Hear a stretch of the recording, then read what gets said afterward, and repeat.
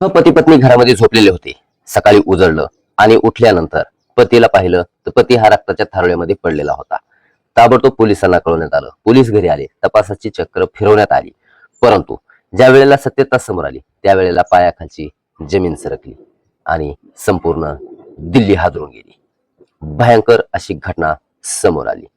22 वर्षाचं वैवाहिक जीवन, 22 वर्षानंतर झोपेतच तिच्या पतीला नेमकं असं काय झालं की तिचा पती सकाळी रक्ताच्या थारोळ्यात मृत अवस्थेत पडलेला दिसून आला. हो, दिल्लीमधून एक अत्यंत भयंकर घटना समोर येते आणि पती पत्नीच्या नात्याला काळिमा फासणारी घटना समोर येते. पतीचा तिरस्कार आणि प्रियकरावर जडलेला जीव, 5 लाखाची सुपारी. या घटनेमध्ये संपूर्ण घडलेली क्राईम स्टोरी ऐकून आज काळीज हातरून जाईल. संपूर्ण आढावा आपण घेणार आहोत. MMG न्यूज मराठी चॅनलला सबस्क्राईब करा, बेल आयकॉन घंटीला प्रेस करा. सुरू करूया आजची घटना. दिल्लीमध्ये घडलेली घटना आहे. दिल्लीमधील संगम विहार परिसरामध्ये घडलेली घटना. पत्नी मंजू आणि पती मुन्नालाल या दोघांचा विवाह होऊन 22 वर्षे झाले होते.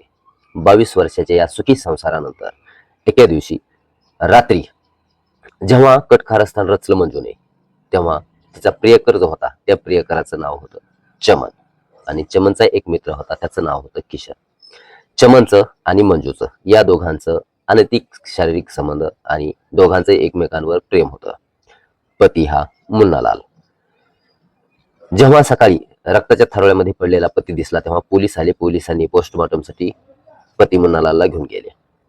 तेव्हा चौकशी दरम्यान पोलिसांना मुन्नालालच्या पत्नीने म्हणजेच मंजूने असं सांगितलं की आमच्या घरी रात्री चोरी झाली.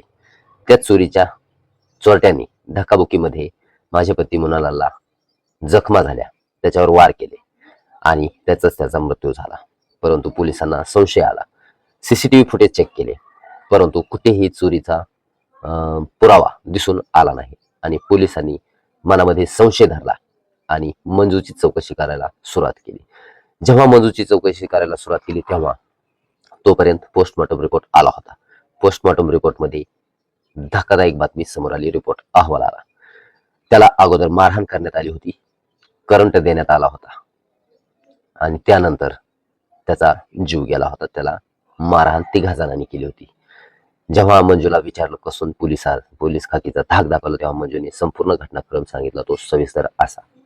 मंजूचा पती प्रियकर चमन, चमनचा मित्र किशन या दोघांना 5 लाख रुपये पैसे ठरले होते आणि पतीचा काटा काढण्यासाठी 5 लाख रुपयाची सुपारी दिली होती. प्रेमामध्ये अडथळा बनणारा पती, त्याला संपवण्यासाठी मंजूने 5 लाखाची सुपारी दिली होती.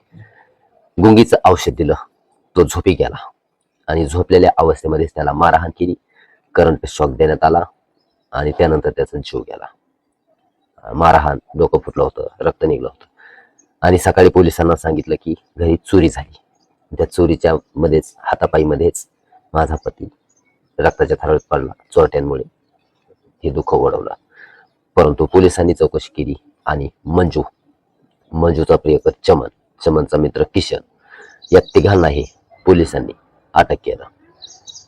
पतीचा तिरस्कार आणि प्रियकरावर जडला जीव, या प्रियकरांना साथ सोबत घेऊन पतीचा काढलेला काटा. आज भयंकर घटना समोर येते. या तिघांनाही PCR भेटला, पोलीस कस्टडीमध्ये घेण्यात आलं आणि आता पुढील चौकशी सुरू आहे.